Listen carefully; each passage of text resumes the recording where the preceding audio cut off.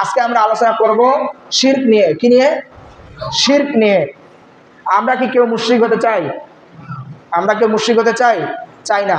আমরা কেউ মুশরিক হতে চাই না। আমরা সবাই কি মুসলমান এবং মুমিন বান্দা হতে চাই, চাই কি না? আমরা সবাই মুমিন বান্দা হতে চাই। আর আল্লাহ তাআলা ওয়াদা করেছেন যে মুমিন বান্দা হবে তার স্থান আল্লাহ তাআলা কোথায় দিবেন? জান্নাতে।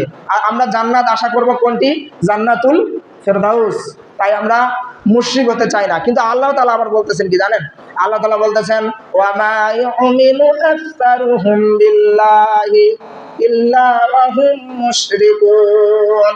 তোমরা কি জানো, তোমরা যারা মুসলমান আছো, মুসলমানদের মধ্যেও রয়েছে মুশরিক। অবাক হয়ে যান, মুসলমানদের মধ্যেও আবার কিভাবে মুশরিক হয়? যারা মুসলমান তারা কিভাবে মুশরিক হয়, তাই না? শোনেন, মুশরিক তারাই যারা শিরক করে।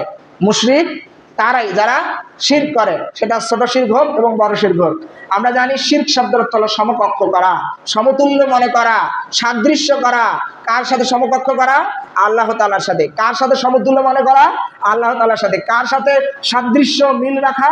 আল্লাহ তাআলার সাথে। কোনো ব্যক্তি যদি তার সৃষ্টিকর্তাকে যদি অন্য কারোর সাথে সমকক্ষ করে বা অন্য কোনো কিছুকে, সূর্যকে, চন্দ্রকে, দেবতাকে, মাটিকে, আগুনকে, চাঁদকে, যা কিছু আছে সব কিছুকে যদি, এগুলাকে যদি কি করে আল্লাহ তাআলার সমকক্ষ মনে করে, তাহলে সে শিরক করলো।